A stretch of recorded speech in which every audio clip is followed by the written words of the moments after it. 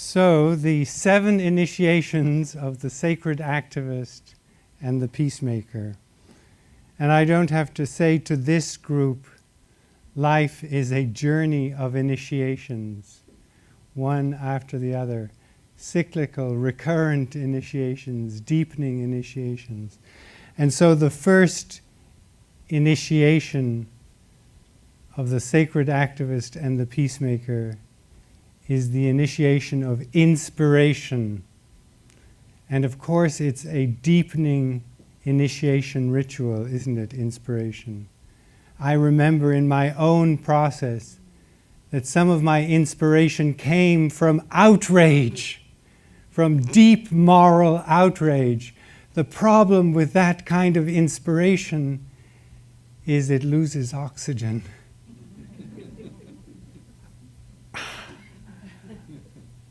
You burn out.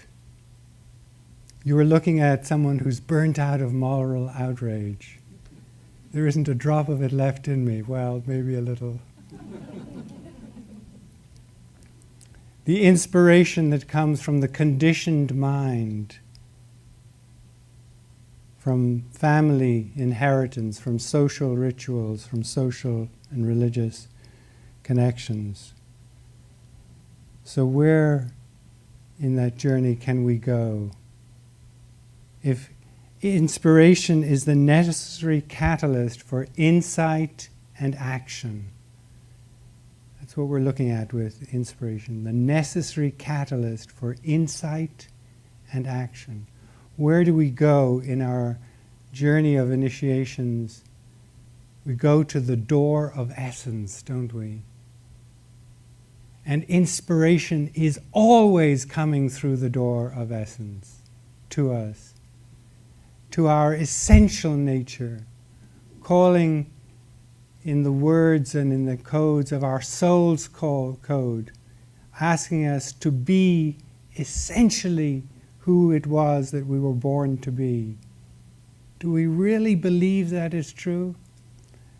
That inspiration is always there, always knocking at that door of your essence, and how easily it is deflected. How I don't quite have time for that, or not that, or I'm sorry I can't hear that call. But those who do live as the paradigm of human evolutionary process, don't they? They commune with the universe itself, which goes instantaneously. This isn't a long, difficult process of I've got to do my inspiration homework. This is the universe coming right to your heart, mind, body, and knocking at your door and saying, only you have these qualities, only you have this opportunity. It is you I am calling. Do you hear me? And so often through the conditioned self, through the distracted self, we fail to hear that voice. But when we do, we see what a human being is. Devota in Rwanda, who feels instantaneously at one point, about a year after both of her children have been murdered, one of them hacked to death in front of her, when she herself is bearing and still bears deep, deep machete wounds across her body. Her body is a map of machete hacking that she survived. And she feels the inspiration, the call to go and forgive the murderers of her children. And she does it. She does it. The Shahaks in Israel, whose 15-year-old daughter is blown up in a terrorist bomb. And when I was with the Shahaks in Israel, they told me, look, we were a conservative family. We're not involved in politics. We were certainly not in any way connected to the Palestinian issue. And our daughter was blown up, a 15-year-old daughter blown up. How do you find inspiration there? But a little while after her murder, they were cleaning out her room. They found her diary. And in her diary it said, "I dream of peace with the Palestinians." They had no idea that this is what their daughter was writing in her diary. I dream of peace with the Palestinians. And the universe, again, coming all the way through to see if they're open to the possibility that they too could dream of peace with the Palestinians. What an invitation, what a breakthrough for inspiration to come that far and to be so broken open by life's experience and so ready that they took it. They walked into the door of essence, into their essence. They reached out to Israeli and Palestinian families and created the Bereaved Family Forum. If you're in as much pain as we are in, let's change the story, they said. Wow.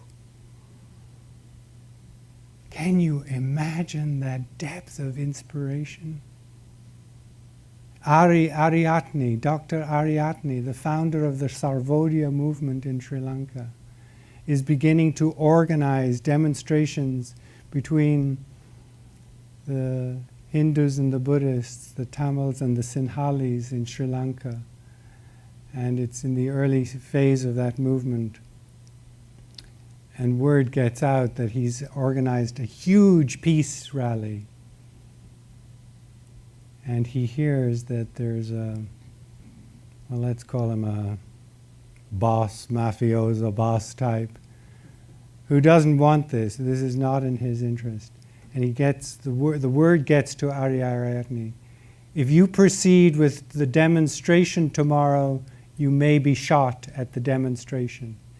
Inspiration comes to the heart of Ariadne in that moment, instantly. And do you know what he does? He goes to the house of the one who he hears is proposing to have him murdered. And he shouts outside the house, "Hello, I hear you're going to have me murdered. Well, why don't you do it now? Because if you do it tomorrow, you'll create chaos, there'll be riots, many people will die, it will be a terrible disorder. So just take me now." Listen to that inspiration, listen to the power of soul's code, soul's purpose, meeting the voice of the Creator, the most powerful voice in the universe, coming through his embodiment in this way. And he waits outside the house, and slowly he can't see anybody, but the door of the house swings open.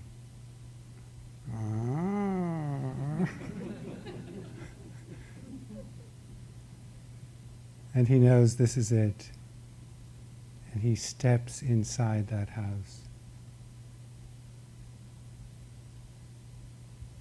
The man in that house becomes his follower. The man inside that house is so blown away by this level of inspiration that he becomes Dr. Ariadne's follower.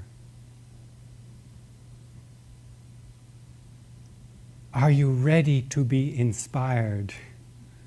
Are you ready to be inspired at this level where you commune with your own essence? Recognize that you too are given the call. The second initiation of the sacred activist and peacemaker is commitment. And as I said, these all come back at different and deepening levels in our lives. Commitment, the confirmation that comes through testing. So if inspiration is the catalyst for both insight and action, commitment is the confirmation that comes through testing.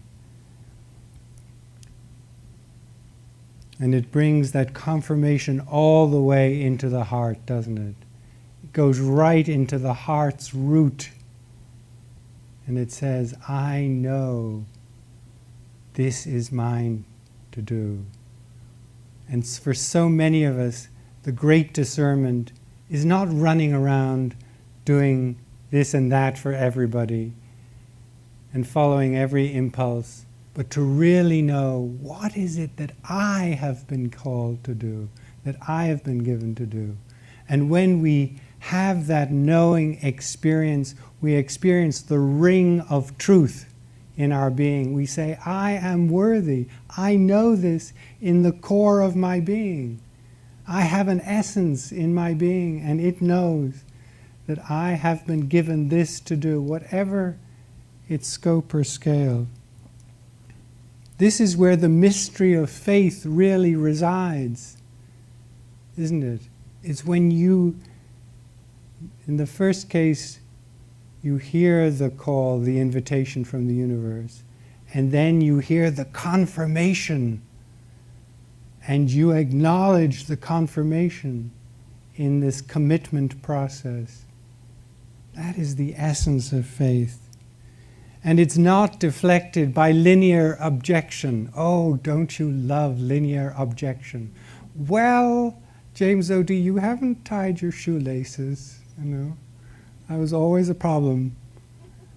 James O.D., your shirt is hanging out, you haven't tied your shoelaces, go to the back of the class. You're a crackpot. One of my teachers called me a crackpot. Hello. This is what happened to the crackpot. But linear objection can get oh so much more devious. What haven't you thought about this, that if you had thought about it, you'd really be in a position that I'm in to tell you not to do it? It's everywhere. And where does linear objection come from? It comes from the heart of the cynic. Cynicism is ripe in our time, isn't it? And who is the cynic? The cynic is us. The cynic is the one who's wounded, who really heard the call and said, I don't have time. Please don't invite me, universe, to that.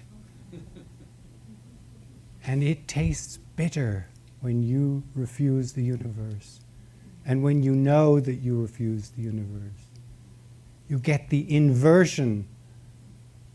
Instead of commitment, you get raiding commitment, laughing at commitment, scorning it in others. So let's have compassion for the cynic. Because the cynic is a wonderful idealist. It's a wonderful being who was invited to the dance and learned later that maybe they should have said yes. And commitment is not about tactics, it's not about inflexibility, it's about vision, about being informed by vision and knowledge. It's not renewed by duty or compulsion, but by living vision, living enthusiasm, entheosiasm. Enthusiasm, this word that has the theo in it, the divine. It's divine enthusiasm. It said, I got an assignment. Thank God for something to do. Thank you for this service. It has that entheo, that divine enjoyment of the purpose, however big it is. In Dr. Ariyaratne's case, he created Sarvodaya Shramadana, this incredible movement in Sri Lanka that based on development process, based on Buddhist and spiritual principles, bringing all kinds of opposing forces together, and all of the long years of work that commitment can give you when you really follow it through from that first inspiration.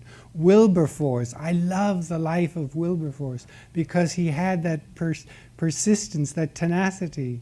He had the vision. He was guided by the vision. He wasn't guided by the strategy, because if he was, he would have given up, because the strategy and the tactics had to keep changing, didn't they? Try this way to abolish slavery. Try that way. No, it doesn't work. In the end, you know how it happens? Through clever parliamentary process. Devious parliamentary process, actually. So he constantly was looking at this and that way and moving the game forward, but guided by that vision, accepting that inspiration, living the wholeness of the vision, not the I'm in love with this tactic and I'm going to put everything into this tactic, and then when it doesn't happen, I give it up. How many of us have done that?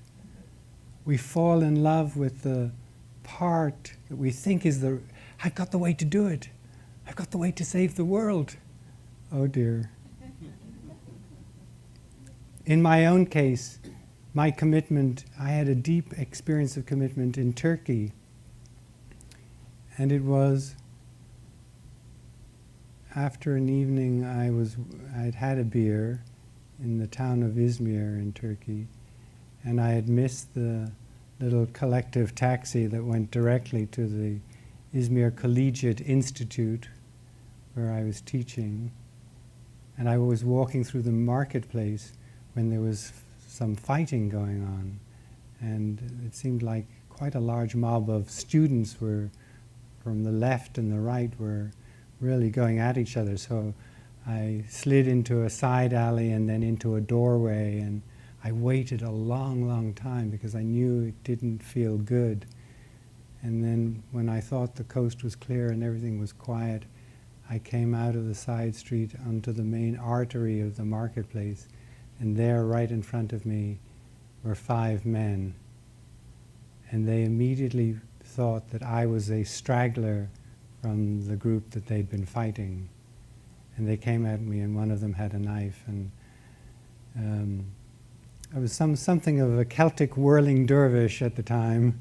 The knife was coming at me, and I was spinning and trying to push the people away and protect my life.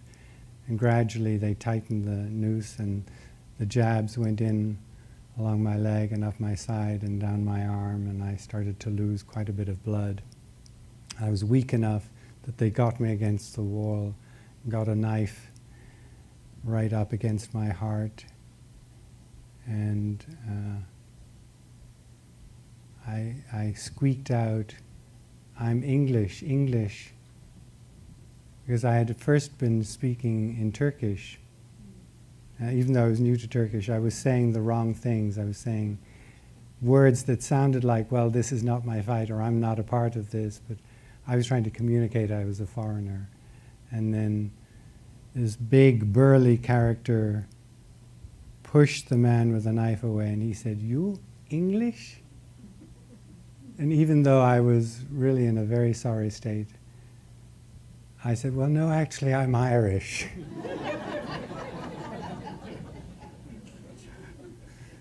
And they started to move away, and they ran away, and I stumbled along the street and bleeding and losing too much blood, and I collapsed in the street. And this conference is about angels. This angel in the night came for me, and he picked me up and he put me in his car, and he drove me to the public hospital, where he pulled me out of the car and simply left me on the street in front of the hospital and drove away. To this day, I say, thank you. Whoever you were, angel of the night, mysterious being, you saved my life. But the experience, that experience gave me an incredible sense of moment of, okay, Turkey's really unsafe and things are falling apart, the left and the right are fighting each other.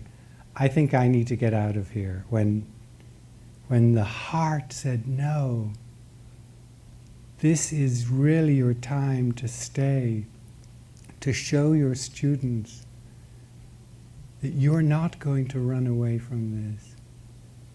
That education is now, you have something that's opened up literally inside of you to educate about. You can be more real. You've been at the edge of death. You can be more true. It was an incredible sense, and I think many of us in this room must have had these experiences, not necessarily knifing, but that moment when the heart goes into its knowingness, when just like we receive that invitation to be who we've been called to be, then that next chord that says, it's just getting interesting. This assignment you've given me on planet Earth.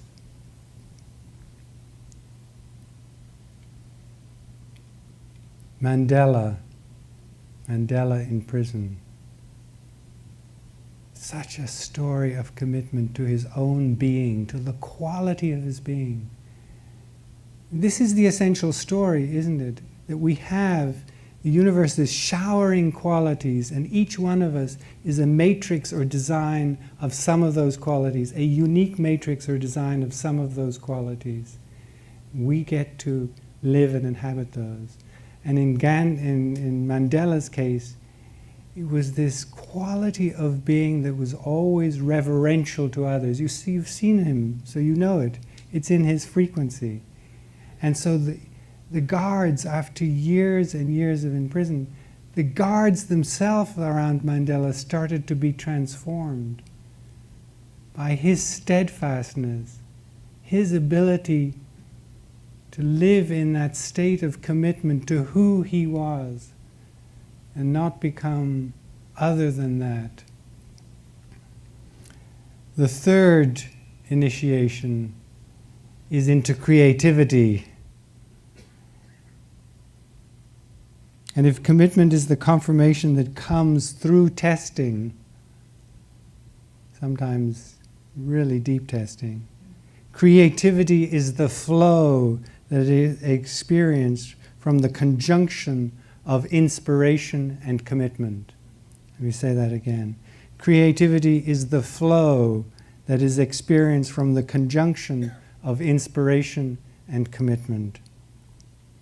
It is as if we are communing constantly in communion and conversation with our own higher purpose.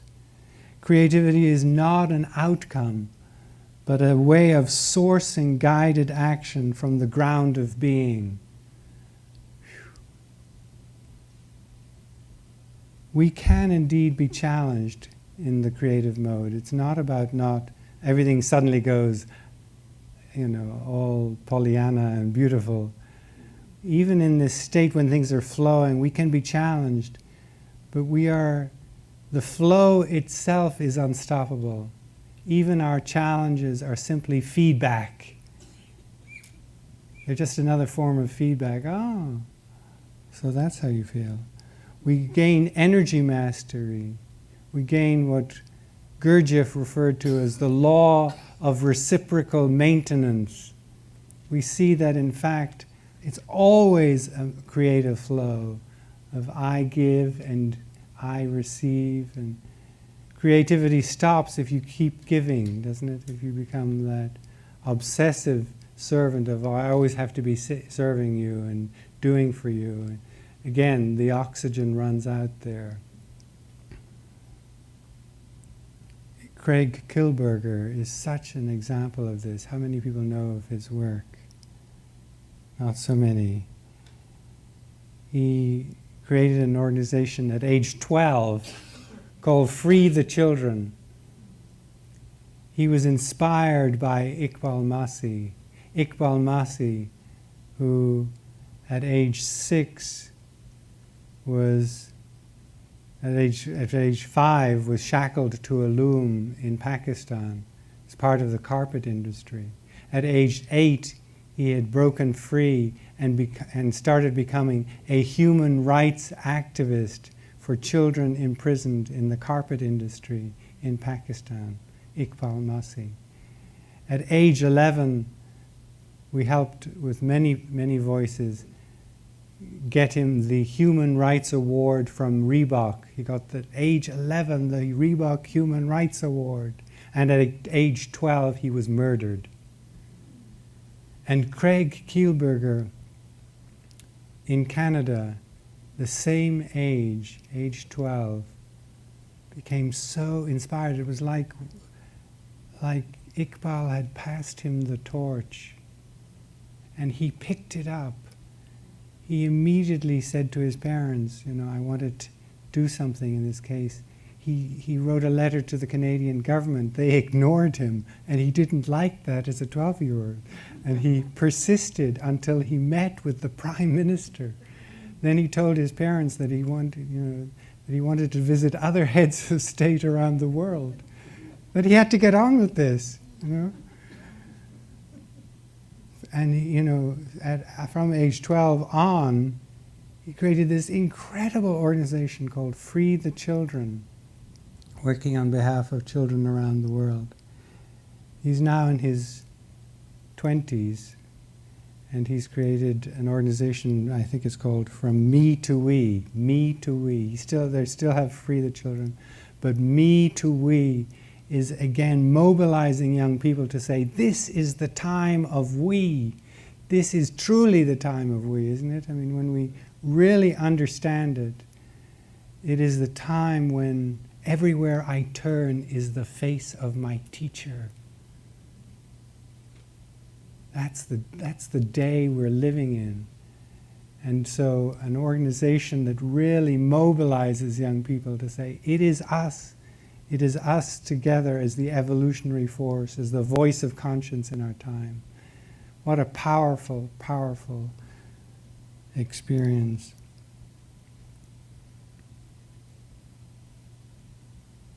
What is freed in creativity is the moral imagination. When we really realize that in fact we are beings who draw so deeply from this fountain of deep imagination, that it's open to us to transform and change the world through the power of imagination. And it's that excitement and imagination that you see in Craig Kilbur's life. It's not, gee, I have to do something about this. Isn't it awful what they're doing to children? You get that sense in some of the ways people tackle service, like, okay, I'll do it. Rather than that enthusiasm, that connectivity that creates the flow. The fourth initiation is integration. The balance achieved when inner and outer are brought into alignment. Aha. How many times do we have that initiation? We think, yes, I did my meditation. I'm going to go out and act in the world. And then we get, the universe is full of feedback mechanisms, isn't it? Still got a little ego to sandpaper down here, have we?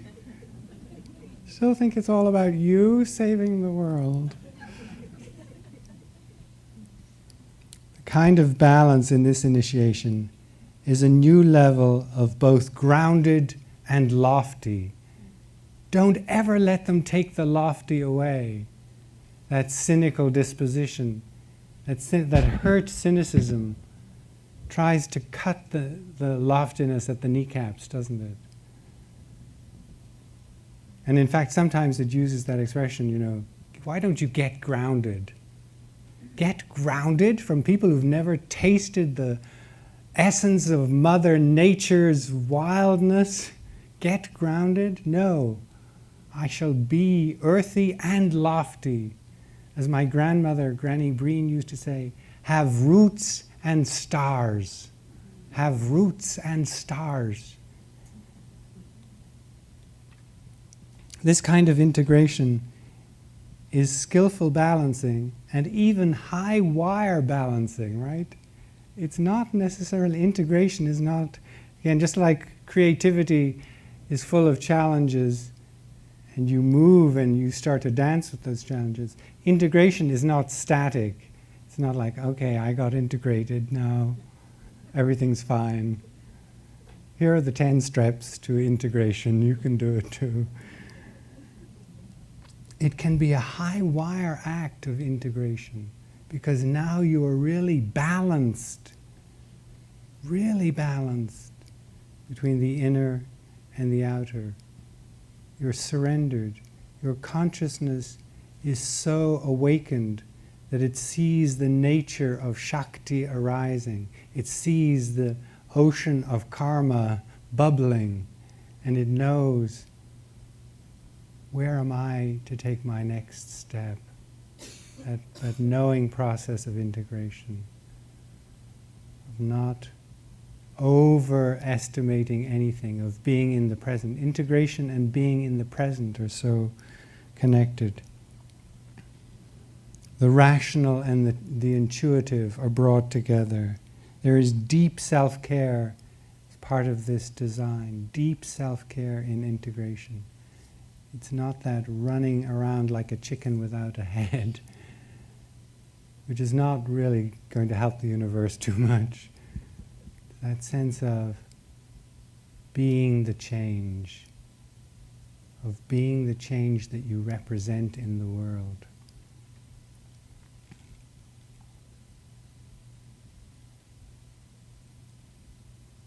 Thich Nhat Hanh, the Dalai Lama, so many people who represent this. I want to tell you about somebody who is not famous, who represented this level of integration. A friend of mine who is professor of peace studies at American University, and actually quite an accomplished Sufi master, great deep soul, Abdul Aziz Saeed, told me that he had gone to a military camp, I forget which one it was, 4th Leavenworth or one of those, and he was to be there for a few days to give some talks, and from the professor of international relations perspective, I think more than the Sufi one. And they assigned him a sergeant who was to take care of him. And during the 2 days that they were together, Abdulaziz noticed this being was deeply integrated, was very conscious, was fully aware in every moment of what was around him, who needed what needed to be done. Deeply connected and deeply emotionally sensitive at the same time. Really that balance, that integration that we get called to as an initiation again and again. Finally, just before they were leaving, Abdulaziz said, well, look, I've met many very deeply spiritual people on the planet and deeply integrated people, but you are really quite an example, and I'd love to know what your spiritual practice is that keeps you this conscious and attentive in each moment. And the soldier said, I was in Vietnam, and I had mind duty. I had to take one step and check, maybe this would be my last step in life. And then I would take another step and maybe have to take out a mine.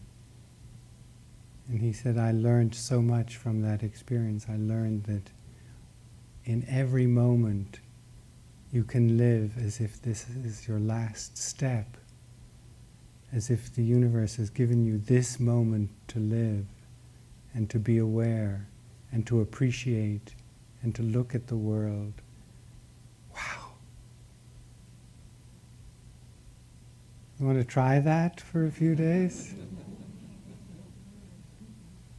Try that level of bringing the inner and the outer together in presencing and awareness and consciousness.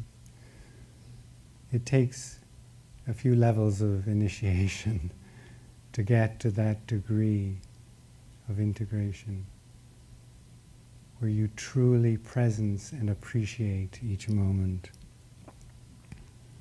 The fifth initiation is power.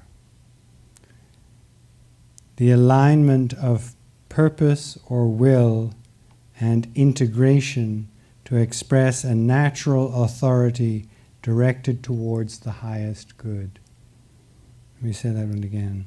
Power, the initiation of power, is the alignment of purpose or will. And I love what was said this morning around will. When will is really understood, it is surrender. It is going with the story, the highest story. The alignment of purpose or will and with integration to express a natural authority directed towards the highest good. This is the area where so much initiation needs to happen in our time. There are so many uninitiated men, particularly, running around abusing power because they've never been initiated into that natural authority that comes when you align the inner and the outer, when you are aligned with who you are and what you're supposed to be doing. The problems, the chaos created by people who are not integrated and handling lots of power, trumped up authority, no pun intended, hired by ego, fired by ego. Your casinos will fall. Your monuments to greed will be released and reduced to dust. Mean-spirited politicians, you will taste bitterness. Fanatical terrorists, you will see what the seeds of hatred look like. Corporate plunderers of the earth who have reaped more destruction than any barbarian horde ever did, you will fall to your knees. You see, power calls out the prophetic voice, doesn't it? It says, hey, I have some authority to speak here. This is false. False positives. False reality. Cheating. Manipulation. Demeaning each other. It is despicable. It is dehumanizing. You will taste bitterness. This is true power. It's what, Gandhi called, speaking truth to power. Satyagraha. The liberating force of truth. But that's only one part of the prophetic voice, isn't it? And we've got a little bit locked into that aspect of it, at least some of us have. But there's another part of the prophetic voice that is equally powerful, that is so needed. Out of the rod of Jesse shall arise. Look, behold, see who's coming. I tell you, those of you who have created this chaos, that a generation is coming that will shine a light of conscience to this world, that will shine creativity like you've never seen before. Are you calling them forth? Are you witnessing them? Are you calling this generation?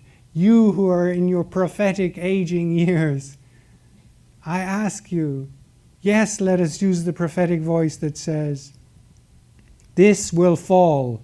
This we know will fall. For it is plundering our planet. It is destroying our climate out of greed. This we know will fall. And this we know will arise. Truth is so much beauty and truth is on its way. The healing will come. And the greatest power that I can attest to in my life, the greatest power is healing. That we have a power to heal, and the root of the word heal is to make whole, beyond our imagination.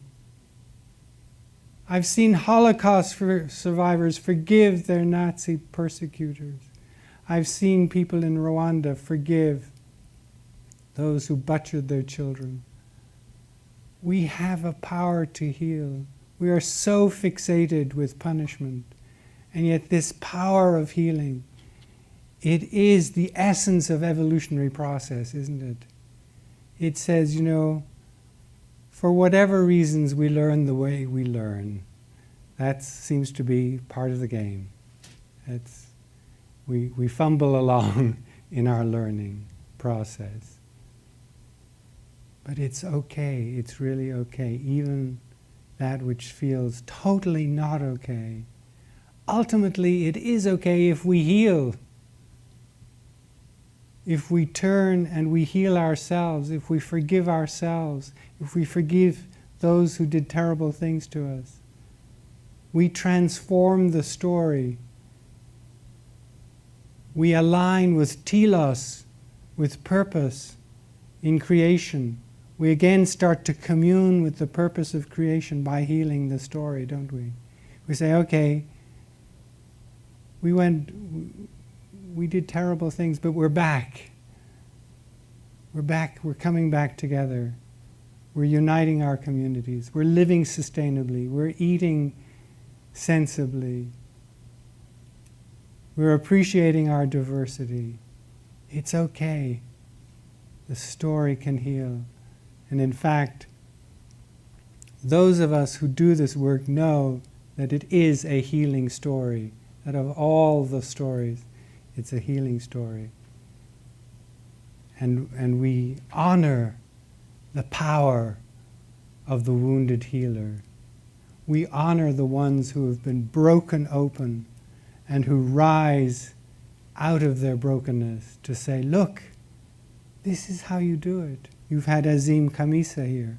This is how you do it when your son has been murdered delivering pizza. You forgive the child on the other end of the gun because there are victims on both sides of the gun. This is power. This is where power resides, the power to heal.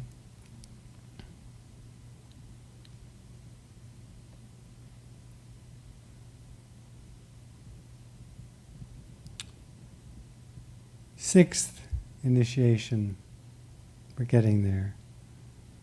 You become a transformational being.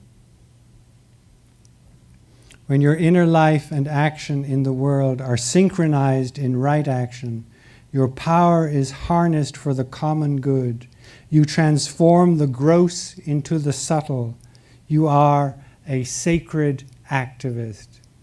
You are sacred activists. You use the power of love, gratefulness, and forgiveness to transform hurt and hostility. Like Albie Sachs in South Africa. I know 2 people in South Africa who lost one eye and one hand, one arm in letter bombs. One was Father Michael Lapsley, who then went on to create the Institute for the Healing of Memory. The other was the famous Albie Sachs. And during the Truth and Reconciliation process, Albie Sachs met the man who tortured him. And after he had lost this eye and arm, he got a note from friends who said, "We will avenge you." And he said publicly, "Nobody avenges in my name." And then when he met his torturer, he had to extend his left hand because he didn't have the other hand. But he did. He extended it to his torturer. And it was reported afterwards that this man cried convulsively for about a week after this encounter. And Albie Sachs said, "This is vengeance. This is soft vengeance. This is healing vengeance. This is the way to do vengeance." How much more satisfying, he said, it is that I got to experience his tears, then he got sent away to prison for years, and I never saw that transformation. That's being a transformational being. It's taking the raw and the raw and crude energy of the world and literally transmuting it, changing it, transforming it in the field of action. This is where you start to turn the tide of history. You who are emerging transformational beings will turn the tide of history. The generation that is to come will turn the tide of history, because you become the source of inspiration for others. Wow. Now inspiration is not abstracted, but it is you yourself are so aligned with evolutionary purpose, with divine will and intent, that you become a transformational being, and others are deeply inspired by your life. Here, meaning is literally alive with life-giving power. Your words have life-giving power. Unlike the demagogue who creates chaos through ego, you create coherence through humility and masterful service. Like Gandhi and so many others, you can stand in the fire of enmity and say not only that he bore no enmity, but he would, to the extent possible, avoid creating embarrassment for those who are oppressing him. It was one of Gandhi's tenets, Try not to embarrass those who are oppressing you. Because what you want to do is live in that transformational state where you're always taking that, you're not riding and getting hooked on that energy, you're taking that energy and transforming it. You who abuse me, I will show you what respect looks like, so that you will learn respect. So your mirror neurons will tune into respect. So you'll experience it fully. And obviously, don't look to the headlines for these transformational beings, like Azim and so many others. So many I know who are transformational beings, who are hidden from the cameras of the world. And one of those is a soldier, who was a soldier in Israel. And he was out on patrol, and there was some shooting, and everybody got activated, and their little platoon started to break down, smash down doors and search houses for suspected terrorists. And in this case, he was with a small group. They smashed the door down, they went in. His colleagues were running through the house, women were screaming, and he turned, and there were 3 children standing against the wall. And he said he was completely caught. In fact, it was the universe giving him an epiphany. He looked at these 3 children. They were 12, 9, 7, about those ages. And he said they were statues. They were statues of hatred. There was pure hatred coming from their eyes. They were cold. They were not intimidated by soldiers and machine guns. They stood there as pictures of hatred. And in his deepest knowing, which he listened to, that's the trick, isn't it? In his deepest knowing, which he listened to, he said, if there is hatred in the eyes of the children, it is over. You can't win this story. If the children are showing hatred in their eyes, you have to change this story. And as quickly as he could, he left the military. He actually found himself for a while working alongside, because he needed work, alongside Palestinians in construction jobs. And then because he was a musician, he started to practice more his flute and other instruments. And you know what he does today? He plays the flute and the didgeridoo at elementary schools all over the place. And he shows a picture of himself with the big gun. And now what he's doing, like the Krishna story, he's changed the story. to world music, to playing the music for children. That a soldier who could, come from that level of transformation in a period of a year is remarkable, isn't it? And yet, those are the transformational powers and capacities that we have. We can talk all as long as we like about the great masters of wisdom, and there are many of them, and we adore them. But let's look for those transformational beings all around us who are changing the tide of history. And finally, the seventh initiation,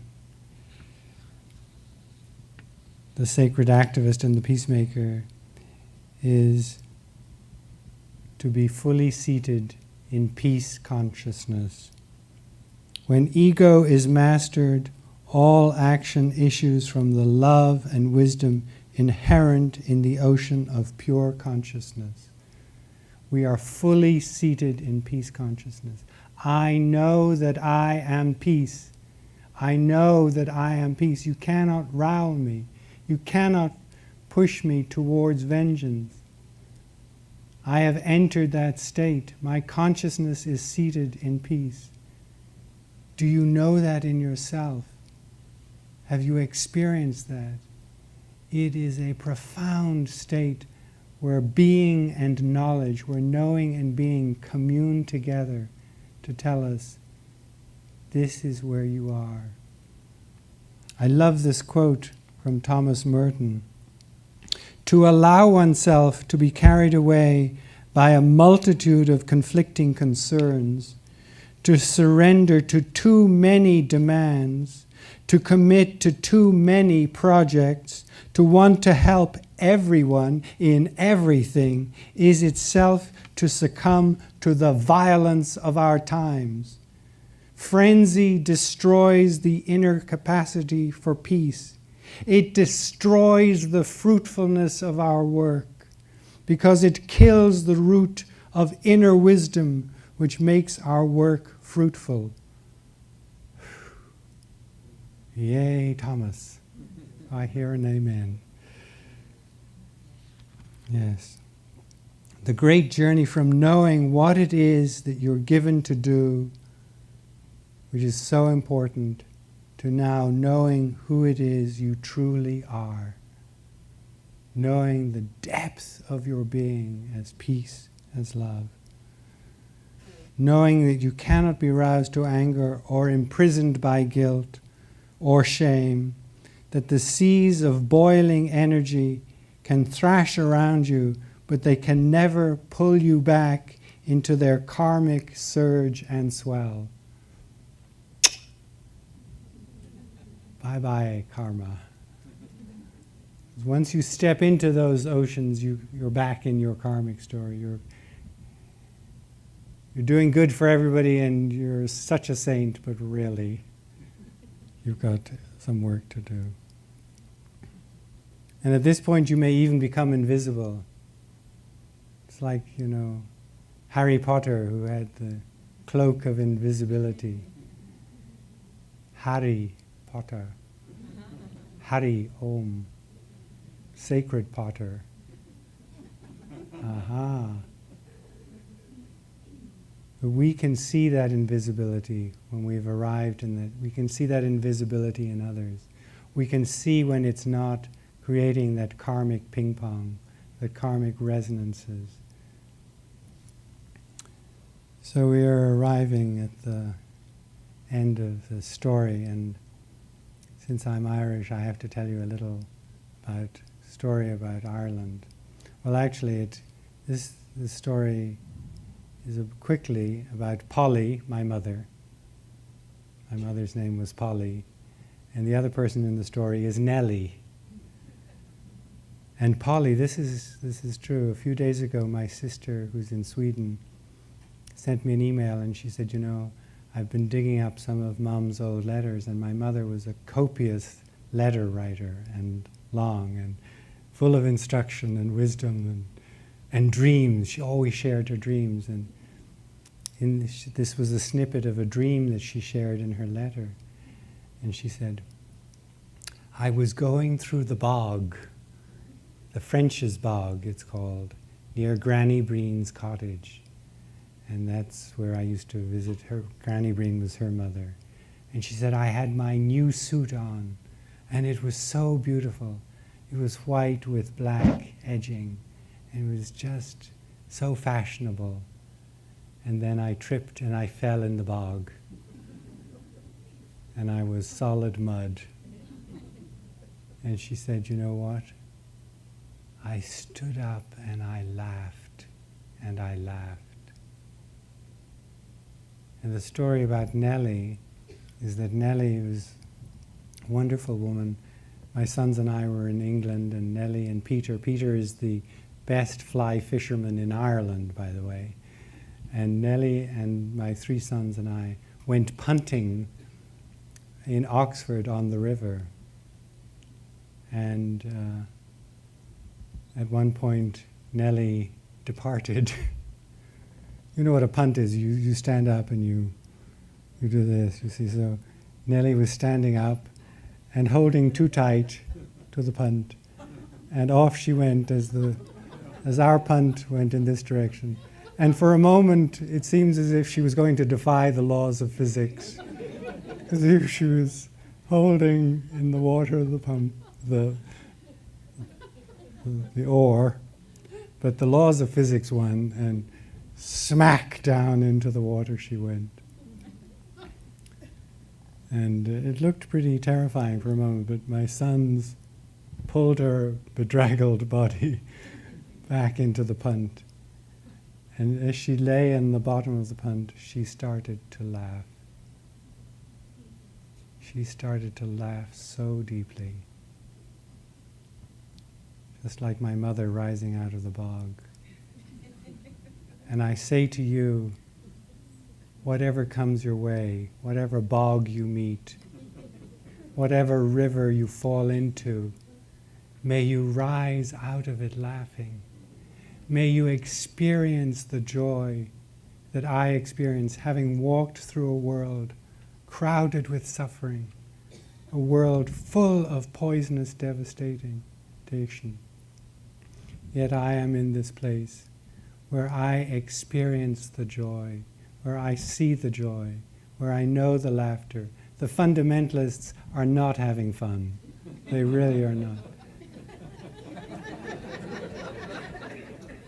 But we who are in the story of healing are having a great time. Thank you so much.